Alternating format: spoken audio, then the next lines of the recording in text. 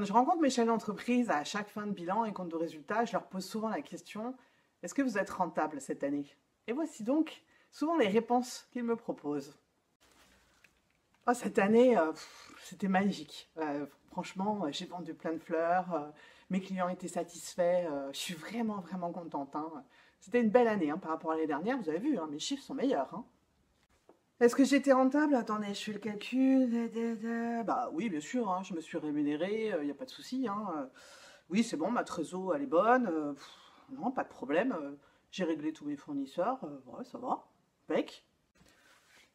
Cette année, je sais pas trop en fait, hein. Je j'ai pas beaucoup d'argent en banque. Je sais pas comment je vais régler mes prochaines factures. Non, c'est pas forcément une très bonne année, hein. Je réfléchis. Est-ce que je vais continuer?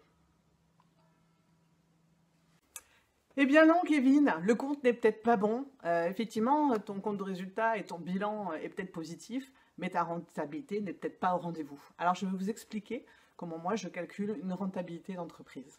À tout de suite. Eh bien, pour vérifier la rentabilité de votre entreprise, je vais vous expliquer un peu ma méthode. Et la première chose, vous devez vous munir de votre compte de résultat.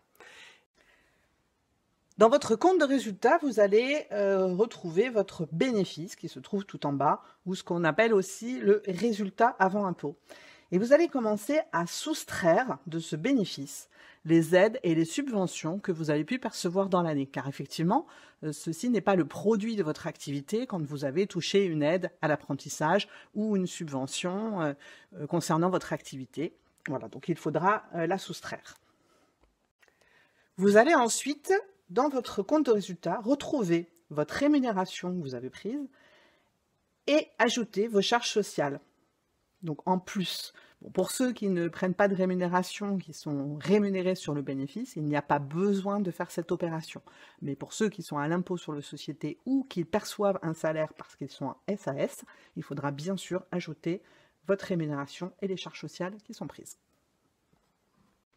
Une fois que vous avez réalisé cela, là on trouve vraiment le résultat de votre activité. Ça veut dire vraiment ce qui a été lié à votre production, les prestations que vous avez facturées, car n'oubliez pas, hein, votre chiffre d'affaires, il est constitué des factures que vous avez réalisées et pas forcément encaissées, et des factures que vous avez réglées auprès de vos fournisseurs, qui ne sont peut-être toujours pas réglées, hein. C'est à date de consommation de vos charges ou de facturation à vos clients. Donc là, on va vraiment trouver la rentabilité de votre activité dans toute l'année. Et cette rentabilité, à quoi elle va vous servir en fait? Donc, elle va vous servir surtout à vous rémunérer à hauteur du temps passé. Et ça, j'insiste auprès des chefs d'entreprise, car ce n'est pas parce que vous prenez une rémunération de 1 500 € ou 2 000 € ou peut-être 800 € que cela correspond au temps réellement consacré dans vos entreprises. Donc, pour connaître la rémunération à hauteur du temps passé, additionnez le nombre d'heures que vous passez dans votre entreprise, à la fois à gérer l'administratif, à réaliser les actions commerciales, à produire, à manager vos équipes. Vous verrez que si vous prenez la rémunération que vous avez pris annuellement et que vous le divisez par nombre d'heures passées, quand je m'amuse à faire le calcul avec les dirigeants, on est bien en dessous d'un tarif horaire du SMIC. Là, ensuite, une fois que vous avez mis la rémunération à hauteur du temps passé, calculez vos cotisations sociales. C'est assez simple, vous faites une moyenne, vous dites finalement pour 1 000 € pris, c'est 500 € de cotisations sociales.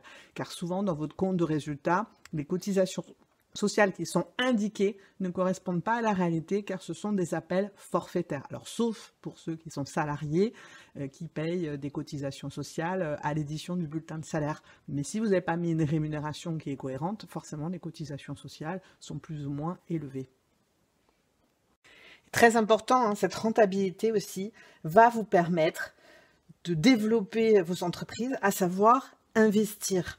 Si votre entreprise n'a pas de rentabilité, elle ne pourra pas investir, alors encore moins autofinancer et encore moins aller séduire les établissements financiers et leur prouver une capacité à rembourser les emprunts. Et c'est aujourd'hui les problématiques que l'on rencontre auprès des financeurs. C'est aussi cette rentabilité, si vous ne prenez pas tout et que vous le laissez dans votre entreprise, c'est aussi une réserve en cas de coup dur. Et aujourd'hui, on y est dans le coup dur. Et quels sont les coups durs que peuvent rencontrer les entreprises aujourd'hui? Ben, c'est des problèmes d'impayés, car effectivement, vous pouvez avoir un chiffre d'affaires qui est élevé, mais si vos délais de règlement client s'allongent, ben forcément, votre trésorerie va être mise à mal. Eh bien, on le voit notamment pour le Covid, c'est pendant combien de temps pouvez-vous tenir sans réaliser du chiffre d'affaires et payer vos factures? C'est aussi une baisse d'activité qui peut arriver dans des cas comme l'on rencontre aujourd'hui. Donc j'aimerais parler maintenant des fausses croyances. Donc la rentabilité d'une entreprise n'est pas égale à une rémunération prise. Pourquoi? Parce que si vous prenez la totalité du bénéfice de votre entreprise en rémunération, ça veut dire que vous ne vous laissez pas de marge de manœuvre pour réinvestir ou pour éventuellement passer des périodes difficiles sur des délais de règlement client ou des nouveaux postes de dépenses. Je suis rentable parce que j'ai une bonne trésorerie. Non, c'est faux. Je peux être très rentable et avoir une mauvaise trésorerie. Pourquoi? Parce que simplement, je facture des clients, j'ai des délais qui sont très longs et donc l'entrée d'argent ne se fait pas. Mais par contre, j'ai facturé au bon prix, mes chantiers sont rentables ou les produits que je vends sont au bon tarif. J'ai juste ce problème à régler d'encaissement client. Je peux aussi avoir une bonne trésorerie simplement parce que je n'ai pas réglé l'ensemble de mes fournisseurs. J'aime beaucoup ce proverbe catalan qui dit quand tu vas payer, vas-y à pied, quand tu vas chercher de l'argent, vas-y à cheval. Bon ben voilà, ça peut expliquer une bonne trésorerie, mais ça ne veut pas forcément dire que vous êtes rentable. Rentabilité n'est pas non plus égale à un chiffre d'affaires qui est à la hausse. C'est pas parce que vous voyez chaque année votre chiffre d'affaires augmenter que vous allez améliorer votre rentabilité.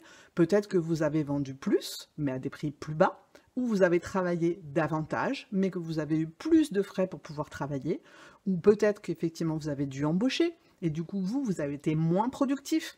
Donc du coup, la facturation s'en ressent et la rentabilité baisse. Alors en conclusion, voilà, la rentabilité, c'est quelque chose qui s'étudie, qui s'approfondit. C'est pas parce que effectivement votre comptable vous a rendu un bilan et un compte de résultats positifs, voire même négatifs, que vous avez l'ensemble des éléments pour piloter vos entreprises et la comprendre. C'est très important. Il faut que vous rentriez dans le détail, il faut décortiquer. Moi, je dis toujours que les comptes de résultats et les bilans ne sont pas des outils forcément de pilotage, puisqu'ils sont faits notamment pour calculer vos impôts, vos cotisations sociales. Et donc, vous avez besoin de créer vos propres outils et d'aller un peu plus dans le détail. Voilà. J'espère que ça vous aura apporté des éléments de réflexion et portez-vous bien, restez chez vous. À très vite.